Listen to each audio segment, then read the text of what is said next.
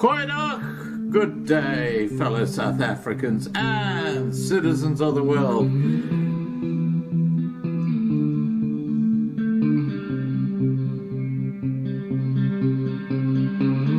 I've been looking around for salvation.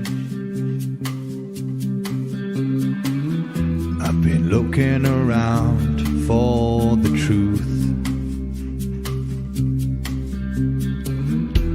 All around me I see frustration,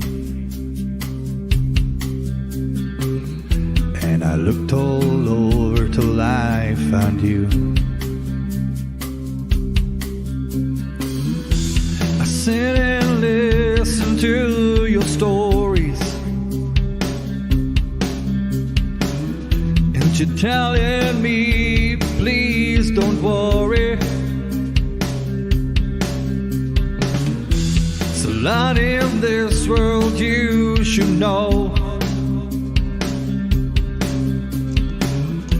and love in life is where you should go. If you're looking for somewhere to go, if you're looking for someone to know, if you're looking for someone to guide you, then love in life will guide you. Goeienaand, good evening, fellow South Africans and citizens of the world, and welcome to tonight's live stream. Now, earlier today, I had a live stream with Petrus Sito covering the protest and Brits, which was a huge success. Something like 100+ people of all races joined the protest, and a memorandum was signed by Bekesele. We will be putting that memorandum up here on Loving Life TV in the next 24 hours exclusively. And just for the record, I just need to put this out there. AfriForum tried to sabotage this protest, which was aimed at alerting the world to farm attacks and farm murders. Their reasoning is not known, but following the success of the protest, AfriForum reached out to Petrus Sito to get a copy of the memorandum, and Petrus Sito said, nah, you're not getting it after what you guys did. And I can understand his point of view. Anyway, I will be, just for the record, at the very end of that live stream that you'll see on Loving Life TV, at the very end, what happened was that Petrus's mobile phone ran out of juice. It was nothing else. The battery went flat. But I have got videos that I'll be editing onto the tail end, which includes the handing over of the memorandum and the signing of the memorandum by Bekesele. And I should hopefully have that up on Loving Life TV edited within 24 hours. So that's going to be a big job, but we're going to get onto that. Right, now let's get to tonight's live stream. Now, we had Richard Seed on a live stream here about 6 to 8 months ago, and a lot has happened since then. This is to do with a property in Sandton, which has basically been stolen from his family by the involvement of the big banks in South Africa. Now, Richard is from Johannesburg, has had a unique story to share about his late father, Anthony Hugh William Seed, who was a business partner to Anton Rupert. You know, the Stellenbosch guy, Anton Rupert? Well, they both were directors in Rothmans. Now, Rothmans is part of the British American tobacco property, which Richard called home, which is the property that's been taken off him. Now, I'm going to play you a short video clip so you get a little bit of background to the property, and it's a beautiful property in Sandton. It's something like 4,000 square meters. It's huge. Let's have a look at that.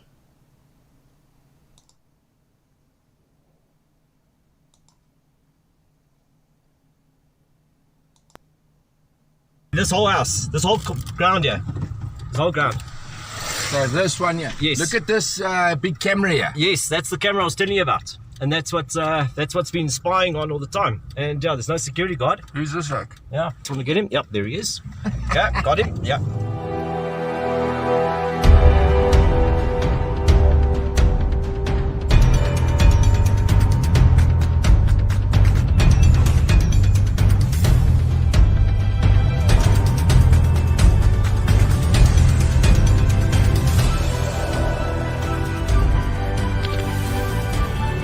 Hey everyone, this is Richard Seed. This is the house that I grew up in, and this is the best part of the house, the view of the garden that you can see over here. And there's another house that was part of the original property stand.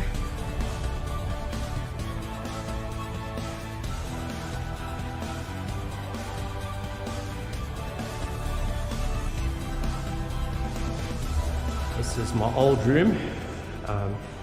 Over here, and this is where I used to live, which was a very small room. I think it's actually a little bit, it's actually the same size as I used to live in. And it was old cupboard. I used to have the memories up there when I was a kid, climbing up to the top of the shelves. These doors were never here, so yeah, this is basically going onto the outside. As you can see over there, it's really awesome. Here was my bathroom, and there used to be another door over here where my brother accessed when he was, well, when we were kids. When he was a kid, I was only born in 1978, and this was the original bathroom. Over here was my brother's room, and that was over here, which is nice big space. He left my house, well, he didn't really leave when I was like about 5, 6 years old, and I think maybe about 4, then he got married and stuff. So this is the best part of view. As you can see the pool, which is really awesome. I'm going to take a look just now, and yeah, it's going to be really exciting coming back home to where my dad and my mom built this house. Here was my dad's room and my mom's room, and yeah, this room brings a lot of memories.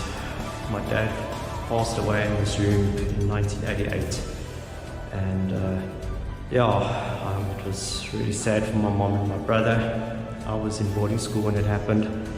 My dad died from a heart attack early hours of the morning, but yeah, sad memories. There's the designs that my dad put in on the roof. We've got a builder to do, and that's what I really like about this house. The fixtures that my dad put in afterwards when I was a young boy, I remember helping him with the fixtures, which I'll show you downstairs. But yeah, it's going to be nice to come back home. That's the kitchen, and yeah, it's been modified since I was last year, and really looking forward to coming back home, because it brings a lot of memories of my dad and my childhood, the family having lots of Christmases together in this house, and it's the right thing to do to come back home. All right, guys, that's just a bit of... Let me just put this on pause. There we go. Got rid of that. Okay. That just gives you a bit of background to the beautiful property that the Seeds had in Sandton, which mysteriously was transferred to another party. And it gets even more interesting, because as you'll see as we unravel the story, remember that criminal Thabo Bester? He actually lived in the property which used to be part of the Seeds family home, the next door property, when the banks divided it. And there's a lot of interest, because that's a crook who shot up to East Africa. You know, the guy who killed people, and yeah. So there's a lot of twists and turns in this story. I'm going to get Richard Seed on so we can uncover exactly what this is all about. Here we go.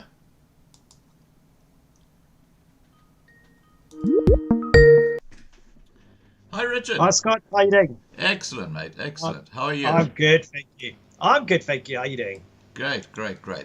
Now, Richard, Good. I'm going to share an image with you because we're just going to get a bit of background to your family because the Seed family were, let's put it this way, they weren't a poor family, if I can put it that way. They were actually incredibly wealthy family, and that's why they landed up with a big estate in Sandton.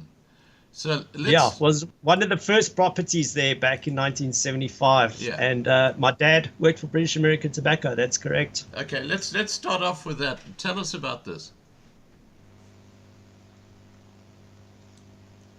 Has it come up yet? Yes, just trying to have a look there. Can't see. Yes, that is my dad's. That was found on the internet a couple of days ago. I've never seen it before, and I thought, wow. Someone really did some homework and very spot on. And that's, as you can see, Rothmans is the company that my dad started in South Africa. He was one of the first employees to start Rothmans South Africa as he started the company. Well, he didn't start the company in the UK. He was part of the company in the UK. Then he came to South Africa and then he headed Rothmans South Africa. And then I believe Anton Rupert was his business partner, as you can see there. And that was very surprising to see as well. And then my dad was the director of companies, and then he became CEO just before he passed away on the 13th of March, 1988. So he's been with the company since it started in South Africa, I think in the late 50s until the day he died. He's going to be well known, especially well known for the Durban July horse racing, as well as the car racing events at the Kyalami racetrack, as well as the Cape to Rio sailing event, as well as other events as well. That I think the Rothmans was involved with the show jumping at Inanda Club that was in Sandton, and also had the events on Super Sports back in the day, and then it came downhill. Obviously, that had nothing to do with British American Tobacco, or maybe it was in a way, I don't know. But my dad unfortunately passed away on the 13th of March, 1988, and I was 9 years old when that happened, and I think my dad was 60, and he had a good maybe 10 years or more into the company if he lasted that long. But I have been invited by Gold Circle on the 100th anniversary of the Durban July, where they're going to have a tribute to my father of the 100 years. So that's still away from now. It's about 25 years from now. So, Right. So I'm looking forward to that. So you're in your mid-40s at the moment, aren't you? Yeah, so I'm hoping, I think I'll be about 60 or 70 or You'll so. be I about don't know. 70. Yeah. Yeah, so You'll be I an was old, hoping they were going to do it on the 50 years, but they didn't. So it's fine. you'll be an old fart like me. Yes, that's true. Well, you're still a youngster. Now, what I'm going to share next is some family photos of you at that home, Yes. with your parents, because I think that's important to get things in context. So just take us through these photos. Here we go. Yeah, that's me, of course, in my father's arms. That was when I was a baby kid, and that's how the house used to look like back then.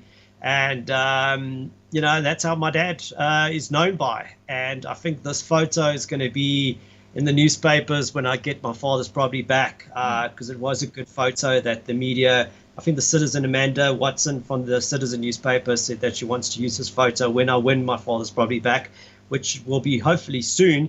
And I think that's a good setting for that.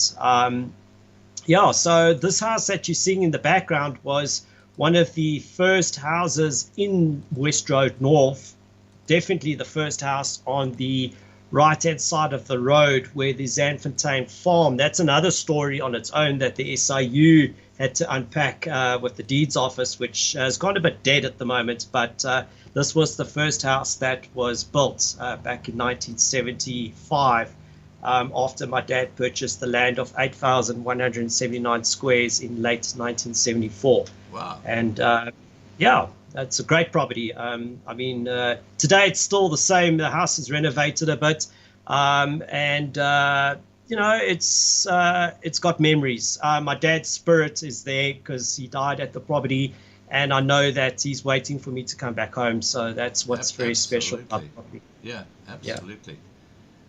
Sorry, I just want to welcome back Dan. Welcome back, Dan, and great to have you back on the Loving Life platform. I'm just going to add you as a moderator. Oh, come on, this computer's not, I don't know what it's doing at the moment. Okay, so look, we'll just continue. I'll try and sort this out while you're talking. Okay, so let's have a look at the next photo, Richard. Yes. So that's your mum? Yes, that's my mom, Annabelle Kathleen Seed, and of course that's me as well in her arms. And right. Yeah, I'm glad to have those photos still, because those are the only photos that I have. The rest of the photos have been stolen when I was evicted last year. Well, a warm welcome to by the criminal bank, FNB. Yeah, I'm looking forward to seeing them in court because all my family photos have been taken, and these are the only photos that I have left. Wow. A few of them. And just talking about the banks, I believe one of the banks is currently trying to sue you for defamation. Yeah, Lansdowne attorneys, ABSA. Look, at the end of the day, they got a taxation court hearing next week against me. But little they know, it's not just a taxation court hearing. It's going to be a full case hearing that is going to explain exactly how did it get to a taxation court hearing. Now, a taxation court hearing, for those who don't actually know, that is where ABSA basically want to sue me for all their legal costs and damages to defamation, character, property, whatever they've got. I don't even know the exact cost order against me, but I heard it's in the millions. But you know what? They can do whatever they want. I don't really care. They're all going to land up in jail. Yeah. Just give me a second. Yeah. Nat, can you add Nad, who's Dan Berryman, as a moderator, please? I've tried and it's just sticking. So see if you can do that. All right. Let's continue here. No, let's go to the next one. Okay, that's you, obviously, and that's overlooking your backyard. Yes, that's when I was a little baby, and that was my cat that my mother named Push Cats, if I remember, and it was, I think it was a boy cat. Yeah. And yeah, it was my best friend, and that's me when I was a baby kid. I think I was just born, maybe it looks like I was maybe a week old there. I'm not sure. So that would have been in the early 1980s. That will be in the 1978, round about April. Yeah, it will be April, definitely. Okay. This is definitely in April. I would say it's a few days, maybe a week. If I had to really get a psychic on board to actually go into my brain, it would be interesting to know when this photo was. But when I look at it, my heart tells me that it was maybe a week old or a few days. Right. Okay, let's have a look at the next one. Yes, now that photo there, I'm glad I have this photo because it's needed for court. Because the arguments that the banks have is that there was a property on portion 0 that was built way before my father's property. And what you can see there is just land and veld. And what you see on the right-hand side was a dam. You don't see the photo of a dam there, but it was like, it was basically on a wetland. So you can't actually build a house there where it is currently now. It's busy falling apart. So the security was telling me 2 days ago that the first level's busy falling apart, which I know it was going to happen because my father had a reason to basically buy 8,000 squares because he knew about that water table. And that's why we built the house on portion 1. And that was on that part of the land because we were going to have the 8,000 squares no matter what. But because my father passed away, the property was stolen, and Shipton didn't sell the property to anyone. It was sold to my father, but it was only a one certificate of title, which is my father's one of 8,000 squares. But between the deeds office and the conveyancers, they decided to, I did a bit of fraud without my father even knowing. But it was now proven already in courts that I get 8,179 squares back compared to 4,000 squares. So that's the nice thing. So that just shows you how the property looked back then. It was just farmland. And there are a few houses at the bottom busy building. That was actually what you see in front of you is just the farm, where it had cows and chickens and ducks and all sorts of things. and the farmer was named Shipton, and that was John Michael Shipton. Right. And he was one of my father's friends. He got to know my father, and that's why he decided to give my father a good deal for 8,000 squares. So I'm not sure exactly what happened, but I always thought it was 4,000 squares. But then when they went into the deeds office, there was a lady named Ansie de Wet, an ex-registrar of deeds. She did her homework and research, and then she realized that that whole earth of 970, extension 59, belonged to my father. Yeah, okay. No, Yeah, it's that- amazing. I was living in Johannesburg in the early 1980s, and I remember I was working for 3M, and the local general manager of 3M had just bought a property in Sandton, and he was saying this is where it's all going to be happening in the future, and that was, as I say, in the early 1980s. Yeah, no, it was definitely, yeah. So what I remember back then from the 1980s, especially when I was born in 78, I wouldn't remember until maybe 81, 85 when I got a bit older. There was just that property, what you're seeing there was nothing there. It stayed like that. My dad put a wall up in 1981 or so, or just before, around about there.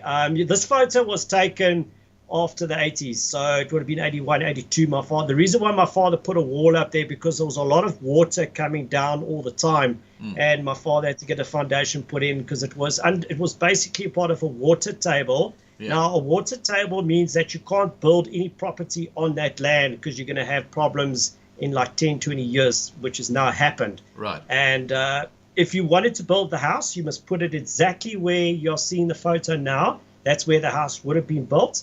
And then further up on the right-hand side would just been a garden and not where the house is. So I'm actually glad that it turned out that way, because I knew I can get the whole property back in the end when I fight it in court, because it was discovered already after my father passed away that the whole history that my brother, but it couldn't be proven. You see, this was the problem. My father's title deed was missing already when the transfer went to my mother. So the deeds office just did whatever they want with the conveyances.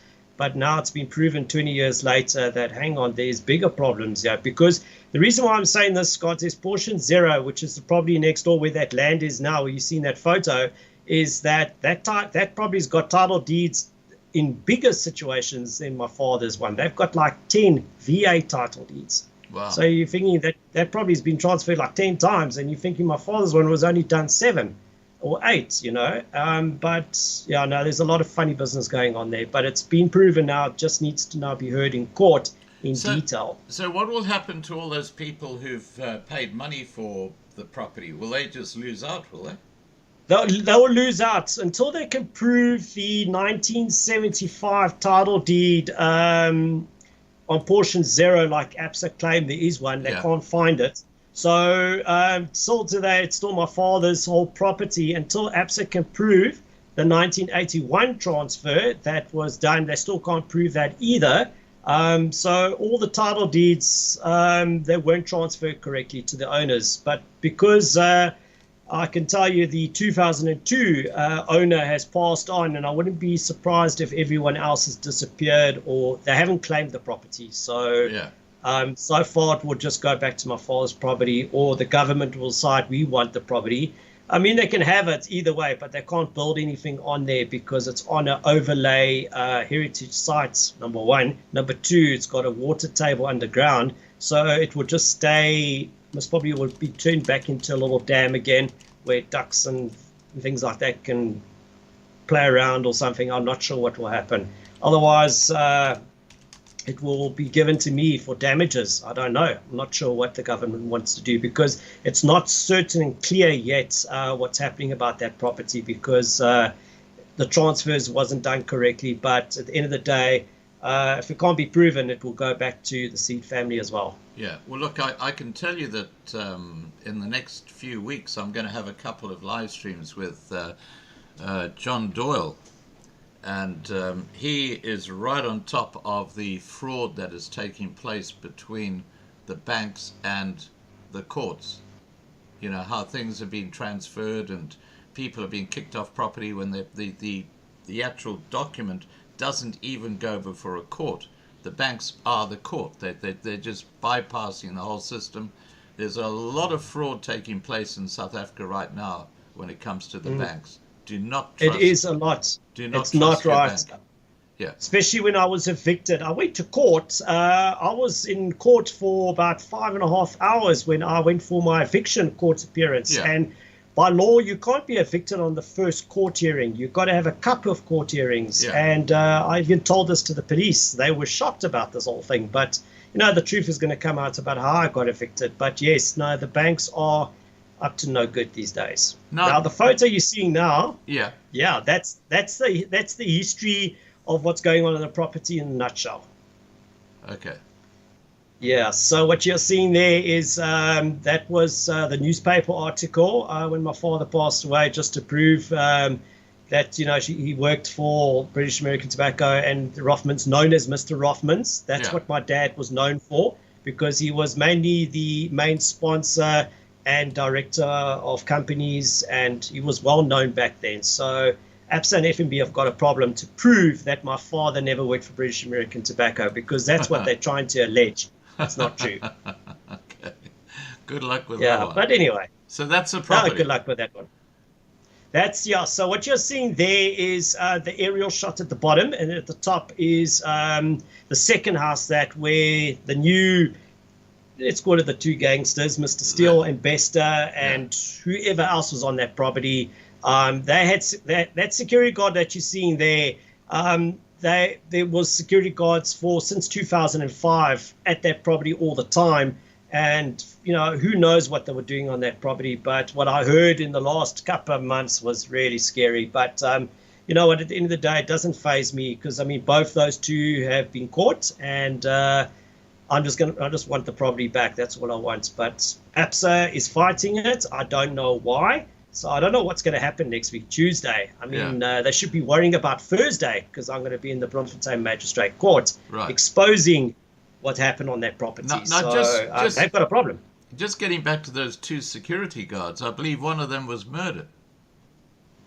Gardner, I heard about this. I even spoke to one of the people where I'm in the area, and they recognized me from being on TV, and they asked me about the gardener and the maid. I don't know the whole story, but apparently it happened either on this property or at 144 next door where that open land was. It's not clear yet. The police don't want to tell me what really happened. But yeah, it's still in the air to me. I just, I find it hard to believe that they were buried in the basement, but I don't know. There's so many stories that I've heard. Colonel Flyman from Bloemfontein, he's basically investigating the whole case, because it's supposed to be Sandton's job, but because Estelle de Lange, who's the magistrate judge, and she's also acting judge in the High Court in this matter, wants the whole matter to be heard in Bloemfontein. So they've been asking me all these questions, which I can't answer because I'm just hearing it from the media. And Ground Up has asked me a couple of questions, and I'm still fazed about the gardener story and the maid story. But I can tell you the gardener that you're seeing there in the blue overall, his name is Innocent. And I was told he's the 9th accused, but I'm still a bit confused because they had a few gardeners on the property. So I don't know what's really going on. But if he is the 9th accused, then so be it. But the security guard there that you're seeing there was one of the owners of Mr. Steele or Bester, or whoever hired him. What you can get into that picture, I could talk to you about the court case. As you've been following it, they've been talking about the Hyde Park security guard and the gardener story. It's just not adding up. But I've presented Exhibit K to the court, so that was my findings.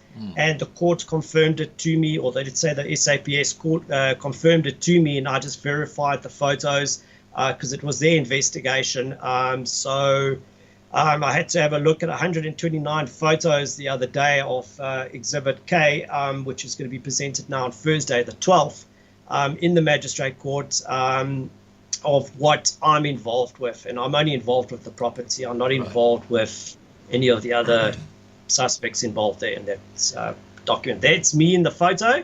That was me at the Johannesburg High Court when I won one of the cases a couple of months ago, or was that earlier? I think, no, that was earlier this year, somewhere March, May, around about there. Right. Okay, and then that's your property, and then we go Yes. back to those. So okay, so we covered all the Yeah. photos. All right, Yes. we've done the background now, so let's get into this. Now we did have a live stream with you about 6-8 months ago, where we talked about how the banks had stolen your family property, or that the property deed had been put into someone else's name without Yes. entered the proper format. Now, you mentioned the name Thabo Bester. Now, Thabo Bester apparently is quite closely tied up with the ANC, and he landed up in that property that we saw earlier. There was just the veld, which is where the water table was. So that's where the property was subdivided. Do you want to tell us about how Thabo Bester came to be on the property next to your family home? What I understand from the SAPS investigating officers, that he was originally at 144 West Road, North Morningside, is where that's the land that you're referring to, and that's the house that's busy falling apart. And then he landed up on the second house to my father's property, and then landed up on the third property. Well, I don't know what the story is there, but that's the way the timeline has been told to me, because the maid and the gardener that they're referring to, I don't know how true this murder is, happened on portion 0. Now, it's not clear yet until the trial starts exactly what happened, but I've just been told from the various police officers that, I'm pretty much in hot water, because I know this whole case in a way from the property, but I don't know the actual ins and outs. But because I'm seeing on various times on CCTV camera, this is now 2021, but the questions, what they're referring to about the gardener and the maid, that's got nothing to do with me and all the other suspects that were living on the property and what they were dealing underground as well, they say, in the basement. It's got nothing to do with me. So the state is dragging me into this case bit by bit, but because I'm now a state witness, I have to assist them in the property side of things, of what I know about the property, so they can build their timeline for the court trial. Right. Now, apparently Bekesele has been in touch with you. Yes, I heard today I was told today by one of these officers that he would like to meet up with me, with Colonel Flyman, on Thursday afternoon to discuss everything that happened on the property, because they need to basically get the thorough investigation done from back of when the farm days were up until now, and obviously fill in all the gaps of how all the 25 respondents got involved in this case. Talking about the 25 respondents, Scott, I filed an application in the court in 2022.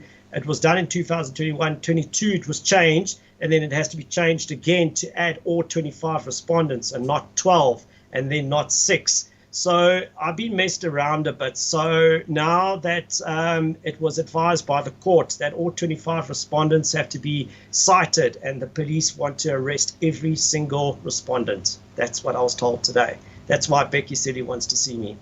Well, my understanding with the law is, if you go back to the starting point, the starting point is where someone at the bank moved the title deed from your family's trust, I think it was in a trust if I remember right, and put it into someone else's name. That's where the criminal act took place. All the transfers after that could have been, well, they would have been illegal because of the original illegal act, but they would have been done basically correctly. But that first act where they illegally transferred the property to another company or whoever it was the illegal act. And if you can prove that, then it's all over Red Rover for anyone who comes in after that, because that was an illegal act. So anything that follows is illegal.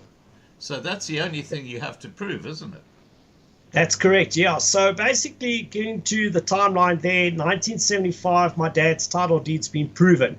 It's been proven to be legit, legal, 100%. And then when my father passed away, the title deed transferred to my mother. So she had a title deed, but it wasn't done correctly because, like you said, it should have been in the seed family trust, 50% of the property and 50% in my mother's name, or maybe 25% in my mother's name and 25% in my name. Depends what will happen. But it didn't happen like that. So what FNB did, or their conveyancers, I should say, this is what I've learned now the other day, Scott. FNB and ABSA don't take the blame. It's the conveyancers that take the blame now. So let's now blame the conveyancers. So the 1989 conveyancer was Finley Mayer Attorneys, that they're based in Pretoria. And they are basically responsible for all the damages of 35 years. Wow. So they've got a lot of money to pay. Because what they should have done in 1989 is transfer 50% of the property in my mother's name and 50% in the seed family trust. That's what should have happened, because that's what my father wanted, because we were 4 children at the time. Now it's just 2 of us, me and Edward. And, what's going to happen if my mother had everything? Then that means she sells everything and then the family doesn't get anything. That's not fair. So, at the end of that, it's my father's property, and the assets and the trust shares and things that from British American Tobacco has to be split in the family trust. If I remember correctly, Ricky Erasmus, my attorney that's currently representing me now in the matter of my mother's estate, and hopefully she can just help me with my father's estate, because it's such a mess at the moment. It's on a standstill because of this criminal matter with Mr. Bester and so on. So what I understand correctly is that the surviving family, it's me and my brother, and the surviving wives of the 3 brothers that were currently married. I'm not married. So they will get a quarter share of the property and the assets and stuff. So that's how it should have been done back in 1989. So the attorney firm, Finley May Attorneys, will be responsible to unravel the estate and basically fix all the damages of what happened on that property. And then, basically all the other people that were involved, they can either sue the attorneys, but what I've been told from the SAPS, they're all criminals. Wow. Now, so basically, so getting to 2002, I just remembered now that Andre Investments that you're referring to, now that is Brian Spanier Marsden. Now, there's a bit of history to that. I didn't even know, but the SAPS told me about it, that he worked for Alexandra Forbes. And I didn't actually know that at the time. So that's how you must have met my mother. But no one knows how he got onto his property, where Mr. Bester and whoever else was on that property back now in 2018 till 2023. We don't know what the story is there, but no one knows how did Andre Investments, Brian Spanier Marsden, get onto the property in 2001. But either way, the bank transferred the title deed in 2002 from my mother to him. And my mother and I were kicked off, and then my mother landed up in Rivonia, and it turned out to be also stolen property. For some reason, it's still registered in the previous owner's name. So the deeds office, they all did this cover up. So for 20 years, it's a lot of damage that the attorneys are going to have to pay. The 1989 attorneys are responsible for all the damages. And I'm sure Ricky Erasmus is going to charge a lot of money to the attorneys once this whole case has been unraveled.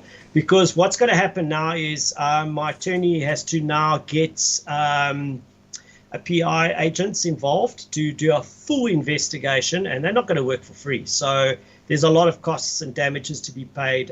So I'm hoping it can be done properly and investigated properly, and justice can be done, because what I understand from one of Becky Setty's people today, that justice will be done on my father's property, and I must just help the state, believe it or not, to testify in court so they can get their warrants for everybody. Now, your mother has passed away since this all happened, but she was obviously one of the people kicked off the property in the early 2000s. What did she have to say about this? She was very traumatized, and she basically left overseas that week. I remember it very well. I think it was the 14th. she went overseas for about 6 or 7, 8 months, and she didn't really want to talk about it. Eventually, she did speak about it because I didn't know what was really going on. I mean, I knew about the fight in May 2002. And that is what APSA wants me to now prove everything. I mean, how do you prove things if there was no CCTV cameras and stuff? But the thing is, it's not the point. The point is the guy stole the property and he lived next door. So whatever happened, altercations, you know, at the end of the day, it was proven. It's just now going to be explained in court. So getting to the point is there, my mother was, she was traumatized for years. She wasn't the same. She didn't really want to talk about it. The family started getting distance with my mother and me, and it was a big divide. The bank purposely did it because they knew that my father had money, as you stated at the beginning. He was very wealthy, and I still believe, and you know, I speak to God a lot, and I even speak to Leon Duprea from Encounter Church, and he's a prophet that I can talk to. And he told me exactly what I'm telling you now, and I've been saying it on the previous live stream, word for word what he told me, that it's all about greed. Yeah, well, that's obvious. Now, okay, Ricky Erasmus, Yes. as Marlena says in the side chat, Ricky Erasmus will no longer handle this case. She left South Africa, and she now lives in Cyprus. So what happened there? Correct. What happened with Ricky Erasmus? Why has she left? I don't know. I think Marlene could maybe tell you why she has left, maybe. But when I spoke to Ricky this evening on WhatsApp, she said there's a new lady that's taken over. I think it's Eileen. She's going to have a chat with her tomorrow to see what she can do to assist me on my father's property, as far as a letter goes for Thursday. And see if she can maybe assist to regenerate that case, because what's going to happen now is it has to be redone from scratch and be filed in the Pretoria High Court after the case next week on the 17th in the Johannesburg High Court. Because what's going to happen next week, Tuesday, is going to be a taxation case against me, and then there's going to be a motivation hearing to transfer the property to Pretoria and explain to the court that A, I don't have a job, B, I can't afford all the sheriff costs anymore, and C, I need to have an attorney to rewrite the application motion of court from scratch and be done properly and be served on all 25 respondents. So, so Ricky said that she will speak to Marlene tomorrow to speak to the other attorney, or maybe they'll have a conference call, however they are operating at the moment. I know Ricky's still operating from Cyprus in the background. I'm not sure what, I mean, she obviously has a final say and stuff. So I'm not sure how the business structure is going to work now with the case and stuff. But the investigator that wants to be involved went to Ricky's offices yesterday to go and have a meeting with Marlene to find out a couple of things. But obviously she couldn't get any answers to him, and I asked Ricky this evening. She says that she's got to discuss it with the new attorney that's taken over the practice to see how she can get involved still, if even so, because Ricky's now left, as you said, and she's got the brains. But I know Ricky can push this for me, because I asked her tonight, please, I beg her. I mean, look, It's not a question of that I'm going to go back on my word and not pay her at the end of the day, because I know, yes, all these attorneys get done in, but I'm a man of my word, because God has got me this far, and I will pay that attorney double or 7 times the amount what he or she must get to win this case, because I know I'm going to make millions out of this case at the end of the day, not just because of greed. It's about what's owed to me, and I'm going to help the South Africans out there that are having the same problem to take on the banks, because no one has a right to steal properties. And like Leon Duprea said to me the other day from Encounter Church, that God has given me a gift. When I win my cases, I'm going to be a voice for people that can't speak. Well, I tell you what, there are a lot of people I can put you in touch with who've been dudded by the banks in South Africa. huge. Yeah, number because of I want to people. make a big difference. I want to make a difference, not just to nail these people, it's not to say, guys, just fix your crime, because one day you have to answer to God. Yeah. And that is one thing that that I stand by my partner. She stands by me as well, because she can visualize things that are going to go bad in this case. And this is why Becky Selly's a bit worried about what's going to happen in court. I mean, look, at the end of the day, I'm not going against the police or the state at all, but it's other people I was told today. But anyway, the bottom line is that I want to help the state. And I actually watched that march this morning, and that guy that was speaking there, I think, people like him and me, maybe helping the police and helping this country change, it will make a big difference. Yeah. Because I believe that there has to be people like me. I spoke to Glynis Buitendijk from the DA, who is the advocate for the DA. And she told me this case is a massive case. It's going to explode. But, I'm just being caught in it, unfortunately, with the criminals. But you know what? It's not about me fighting the criminals. I don't really care what happens to any of them. All I want is my father's property back.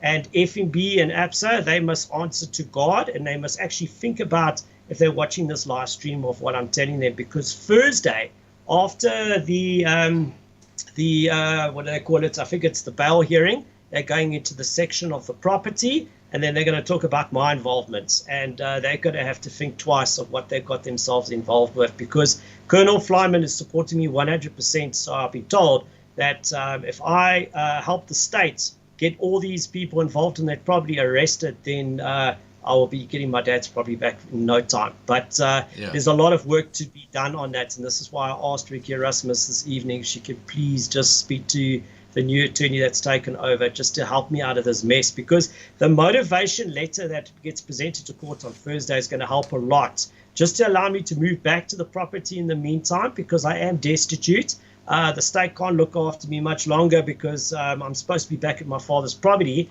and looking after myself. So it came to a decision now that I had to ask what options I have. And the state's prosecutor secretary spoke to me the other day and said to me, Mr. Seed, if I can ask my attorney to write a motivation letter, I'm sure it will be granted on Thursday. But you see, I don't know. So I've got to have my ducks in a row.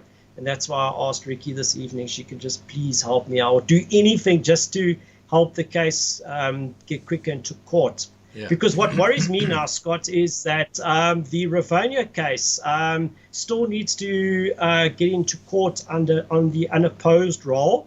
And I'm worried it might not be heard this year. But it doesn't really bother me. I mean, look, I can't go back to that property anyway. It doesn't exist anymore. But my dad's property is there. It's waiting for me. So why can't I move back to my father's property in the meantime? Who lives in your dad's property at the moment? It's just security guards, nobody. It's empty. If I have a look here, let's see if I can go to the photo. Yeah, let me just... okay, if you see that photo there, the house on the right-hand side, that's portion 0, where the pool's a bit slightly green. That's what's busy falling apart at the moment. It's falling down. You can see how massive that house is. So that guy, Brian, was making a lot of money, and he obviously got it renovated, but then he died now in 2019. But I believe they left that property in 2008. The middle house where the pool is black, you can see that's the latest photo now that's currently on Google Earth. Yeah. And it just shows you that pool's been, I've been watching the photos, and it's obviously been like that since last year already. And you can see they're all empty. The one on the left-hand side is where Mr. Bester was living, and Mr. Steele and Dr. Nandipa on that house. So they had access to all 3 houses, so I was told by CAP Security and a few security guards that I was in questioning at their offices the other day, and they had told me what they had seen, and I had to verify some CCTV footage and all sorts of stuff. But, at the end of the day, I don't really care what happens to those people, but no one's living in that property at the moment. It's just the security guards doing their thing.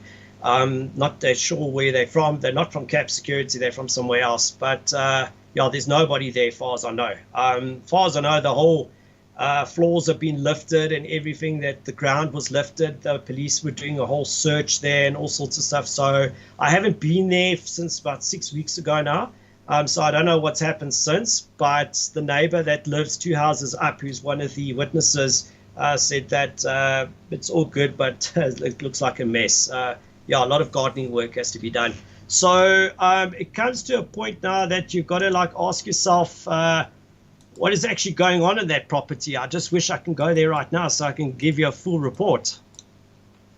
So there's nobody living there at all? No, as far as I know, there isn't. If there is, they will be evicted straight away. But I was told there isn't anybody. Okay, now just regarding Ricky Erasmus, I believe the reason she fled South Africa is because she was tipped off that one of the hit squads were going to take her out, and that's why she left the country. Oh, sure. No, I wouldn't be surprised because the attorneys that got me evicted, I think they know too many people. I don't know. They're scared of me. They won't talk to me. But that's quite sad to hear. And I did say to Ricky, if there's something that I need to know, because, I need to tell the police. But you see, if I tell the police, things could go wrong. So maybe it's good that she's gone now, and then she can maybe open up. But I think on Thursday, once I've testified, I think whatever has happened, she would tell the truth. Yeah. What happened to her. I mean, Ricky's a nice lady. I mean, I respect her, and I think she could see tonight that when I WhatsApp her, she WhatsApped me. I mean, next week is just a small court hearing, but I told her it's going to be bigger than what it's supposed to be, because I spoke to the registrar 2 days ago, and I said to her, look, this case, she said, don't worry, Mr. Seed, we have been instructed to have the case heard of the full case apart from the taxation hearing on Tuesday. So I said, thank you. And that came from the chief registrar herself. So that's one good thing. But what's going to happen on Thursday in Bloemfontein, I don't know. I just, I'm pushing the state to actually have me heard now. They only wanted me to be heard next month and the month after. But I told the police my situation. I've told the NPA my situation as well. And now they understand. But because they know I'm cooperating with the state, that I will basically assist the state to have all those 25 respondents prosecuted or fined. I know one of the respondents, I think it's the attorneys, he has come forward and he has spoken to me 3 times. And he said to me that he's not going to go to jail for something that he didn't do. But he told me that it was the banks that the transfer he had. And those names that we're referring to, Mr. Steele, was not on his list of when he transferred the property. It was all Park Properties, but you see, no one knew who he was. So he said to me that I must back him up. I said, I will, because I could see he wasn't lying. He was obviously pressured, but his partner had passed away, you see, so he doesn't know the whole story.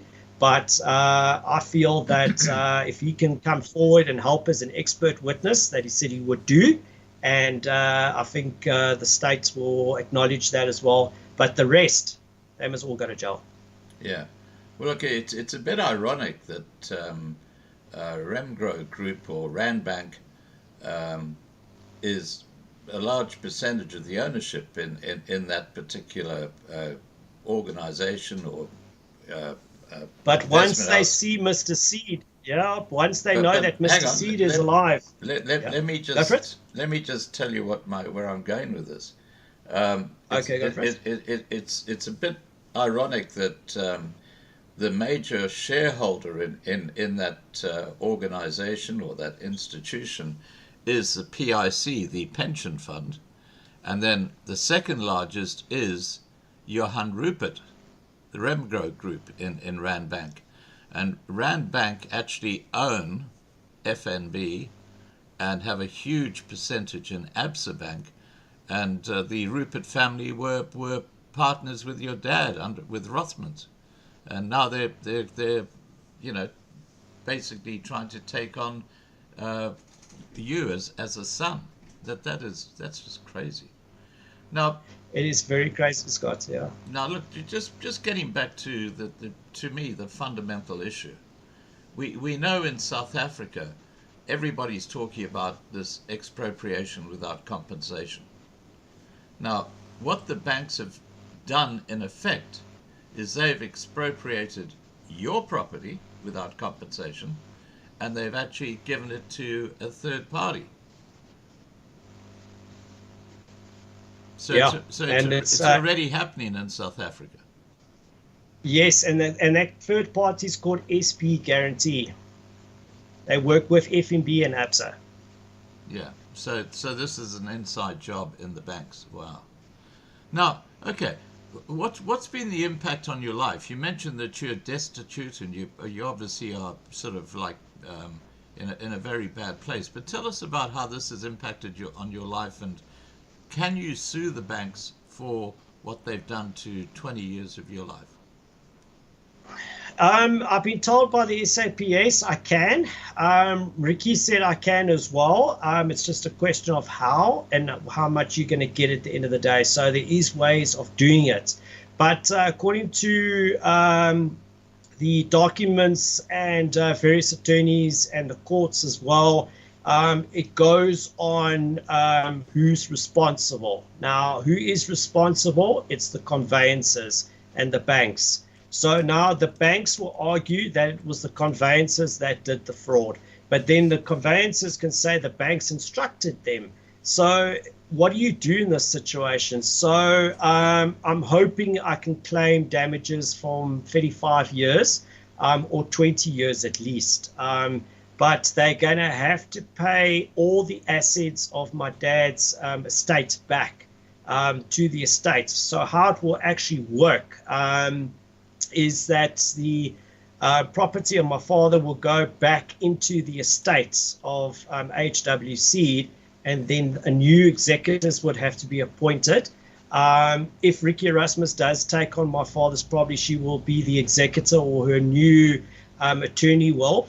It will be the same with my mother's estates, because they are doing that at the moment. So depending on what happens tomorrow, I would know, because I can't find an attorney that's legit and trustworthy. I mean, God said to me, Ricky can do this, but she needs a lot of help. But because her life has been threatened, as you mentioned, and the reason why she's left, I know it makes it difficult for the new attorney to understand what's going on, but I can explain it to her, I'm sure.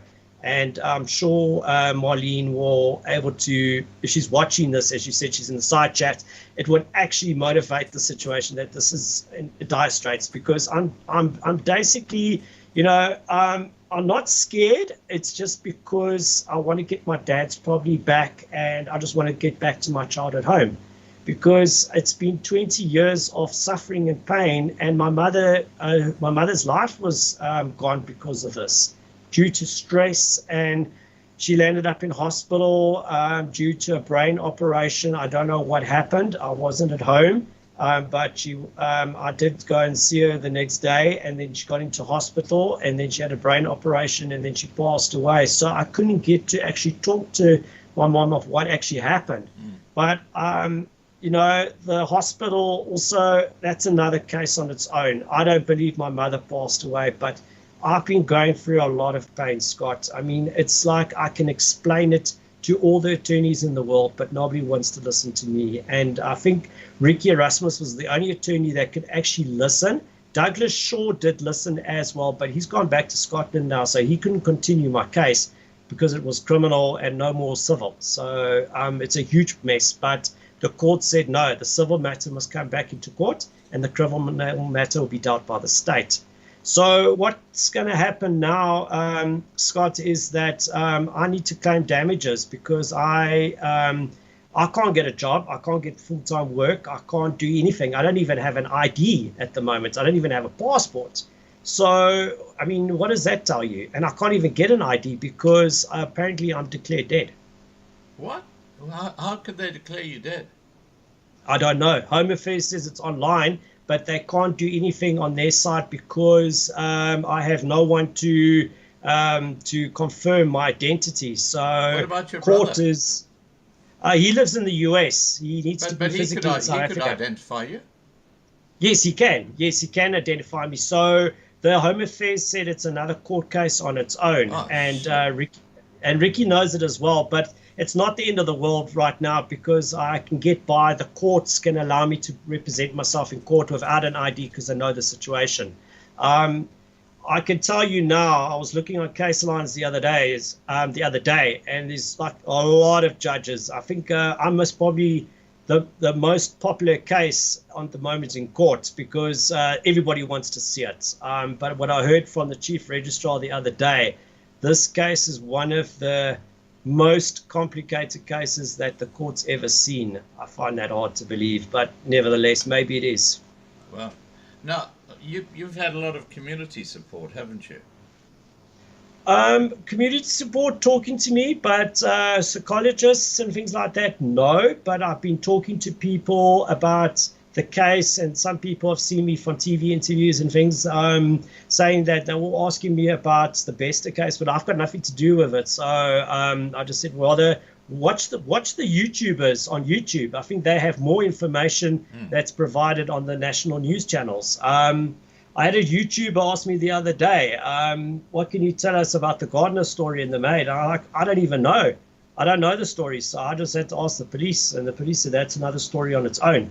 But I don't think that's true until proven in court. But Scott, there's so many confusion things, and people are trying to label me, and that's why I've been constantly with the police for the last 3 years, answering questions after questions after questions. But and the banks and people are just trying to have me arrested, and it's not going to work because they know if they arrest me, they're going to have a problem with the CIA and the Royal Marines because they are watching this case like hawks. Why are they watching the case?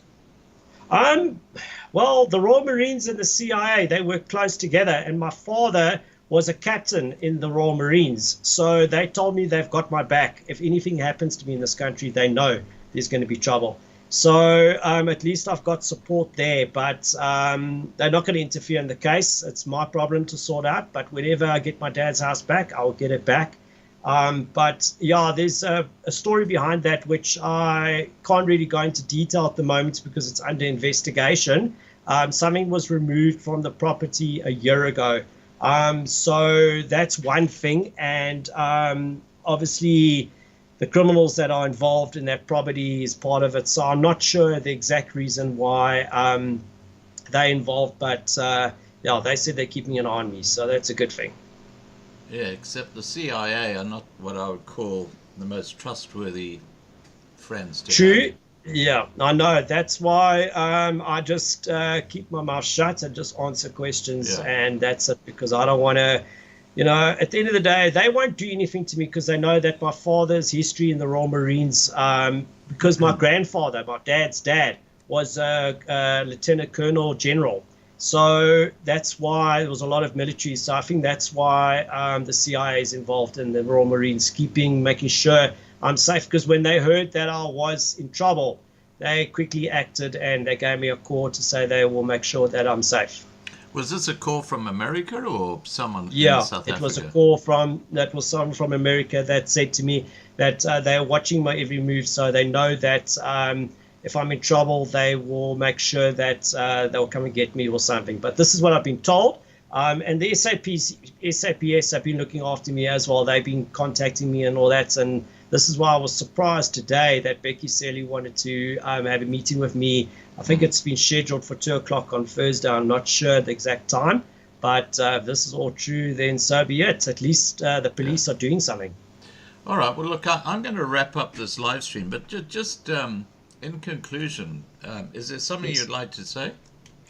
Yeah, what I would like to say to all the banks that are watching this and all the people Weber that... Wenzel, huh? Yeah, Weber Wenzel, I spoke to them on a pro bono basis, but then they did me in at the end of the day, so they couldn't help me. No, hang on. Weber Wenzel worked for Absa Bank, so, that's why they did you in. Yeah, no, they have a pro bono department, so I was hoping I was going to succeed there. But look, I wasn't counting on it. But, I just would like to say to the attorneys of Absa Bank and FNB, please just have a good think tonight before Thursday and before the 17th of October, because I'm really going to expose you. And if you get arrested, then don't come blaming me, because at the end of the day, the police have asked me so nicely, please open the charges. The charges have been done. All the criminal charges are done. I mean, it's at the end of the day, no one has bribed me. No one's done anything. But, they need to actually think a little bit and actually think about, look into these eyes and say, we're sorry, Mr. Seed, we didn't know about your father's history. And, at the end of the day, if they want the CIA involved in the Royal Marines, well, then they're going to take them out. So I don't really care. Yeah. All right. I really don't care. At the end of the day, it's not, yes, I might get into trouble for saying that, but I don't really care. At the end of the day, God is in control, Scott. And that is one thing that people need to understand. Why is this country going down the drain? Why? Because it's the banks and all these people that are listening to the wrong side. There's the left wing and the right wing, just like on that march this morning. And that guy's correct. Because, at the end of the day, if we could all stand together and work with the police and work with the courts and work and tell the truth. Because remember the banks, there's a code of conduct. I think it's Act Section 34 of the Hawks Act, where you have to report a crime if it's over 100,000 Rand. No one is doing this. And that is where the problem comes in. And I don't blame, a lot of people blame the police. I don't blame the police at all, because they've been helping me no matter what. But they just very sanded of what I have to suffer. And now they're asking me today, can I help them because they need to go to court to get the warrants of arrest if I testify. So I said, yes, sure. But, I just want my dad's property back. But at the end of the day, I just want the attorneys that's involved in my case on case lines to actually look at this video and just realize what you're getting yourselves into, because this Thabo Bester case is one thing. Now you've got to deal with my dad's history, and then you've got to deal with Richard Seed, who's currently alive in South Africa, alive and well. And everybody's talking about they want to take me out and all this stuff. You know what? They can go talk about what they want. At the end of the day, God protects me. But Scott, if you could just get the message out to all these people and they can have a life changer, and then things can start turning around, it would actually make a difference in South Africa, because the mainstream media, they don't want to touch my case because they're not allowed to. A lot of journalists have told me why, because they've been told not to. And, it's actually quite sad, because once this story of mine gets into the mainstream media, it's going to be even worse than what's currently happening now in court with Dr. Nandipa and Thabo Bester. That's a small thing. What happened on my case, it's even worse, because all the action took place at the property. Yeah, well, look, all I can say on that is, with the mainstream media, don't hold your breath on that one. We had coverage of Pietrasito's protests that you followed this morning, and there wasn't one mainstream media to cover it. And I think they regret that, because it was a great turnout. There were over 100 people at that protest. It's on YouTube at the moment, and I'm going to be actually editing it and putting it up onto Loving Life TV, because we missed the tail end because the phone that was recording ran out of battery.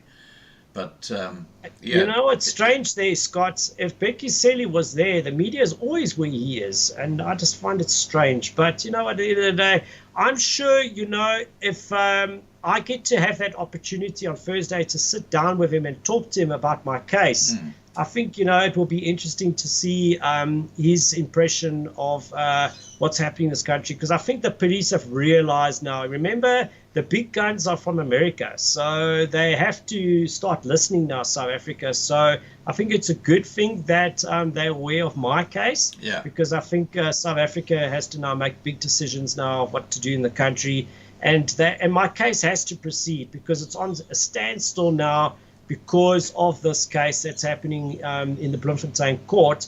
But as I was told today, Thursday, it's all going to change. But I just hope it's going to change and not make it even worse. Because, Scott, it's been painful for me. It's not about me getting back my father's property back and getting all the money that's owed to me. I just want the apologies, and I just want people to actually stop this nonsense in this country. And, the attorneys, ABSA's attorneys, Lands Mini attorneys, I just want them to actually pick up the phone tomorrow morning and say, Mr. Seed, we are sorry. We want to settle this matter out of court. What can we do? Well, I'm going to tell them, simple, you're going to go to jail, end of story. So you might as well settle out of court now and then face your jail time, end of story. Yeah, all right. Richard, thank you so much for joining us tonight. And look, we'll be watching you with interest, and keep in touch with Marlena, and if something important comes up, please contact us, and we'll certainly cover that. But look, Yes. good luck on Thursday, and I hope it all goes well. And to the banks in South Africa, all I can say is shame on you. It's very sad, Scott. I mean, I just hope and pray that things are going to change for me on Thursday in the Bloemfontein Magistrate Court, and also my court's case next week Tuesday in the Johannesburg High Court. I mean, at the end of the day, there has to be someone out there listening, and I'm sure Ricky Erasmus is watching the live stream. If you said that, Marlene's on the live chat. So, at the end of the day, I mean, I respect both of them, and it's just very sad what you told me tonight, why Ricky has left. I mean, but look, maybe it's a good thing she has, because I think she knows what's coming, and I think she knows more than what I know what's coming, and maybe she's in a safe place right now. All righty. Thank you so much, Richard. Thank you, Have a Scott. I great really evening. appreciate it. Okay, take care. You too. Okay. Thank you much. You too. Take care. And Thanks. good luck on Thursday. Cheers. Yeah, thank you. Cool. All right, guys, that was Richard Seed, and it's a very, very sad story about theft of property by banks. And, in South Africa, the corruption and fraud takes place through every aspect of people's lives. It's a tragedy. There's so much of it happening, and what can you expect in a corrupt gangster state? A fish rots from the head. Alrighty, I just want to say thanks to the mods for looking after the side chat for us, and don't forget, tomorrow night 8 p.m. Johannesburg time, we will be having another live stream, and we are having a special live stream on Saturday night 8 p.m. Johannesburg time, and we're going to be talking to Yusuf Ismail about the war in Israel, and he'll be giving his perspective on its causes and what the ramifications are. It could easily lead or move into World War III. All right, guys, I'm going to go out tonight with Ons vir jou Suid-Afrika, and have a great evening, and see you tomorrow night. And if I don't see you tomorrow night, I'll see you through the window. Take care. Bye for now.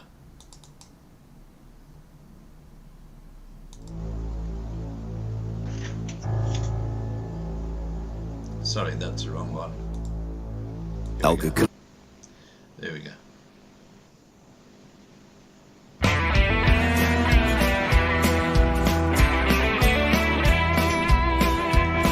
Uit die blou van ons hemel, uit die diepte van ons see, hoor ons ver verlate vlaktes waar die kranse antwoord gee. Ons sal antwoord op jou roepstem, ons sal offer wat jy vraag. Ons sal lewe, ons sal sterwe, ons vir jou Suid-Afrika. Ek wil antwoord op jou roepstem, maar nie offer wat jy vraag. Das bloed op die plase van boere wat hulp vraag. S'nags hoor jy die sirenes, maar jy kyk ander pad. Niks daarvan op TV, net soms in die koerant. Das kieme in die water, Eskom gee beerdkrag. Rioolstank in die strate, das oorlog wat wag. Gery maar op ons paaie, mense maak net wat hulle wil. Arm blankes in kampe, maar jy bly liever stil.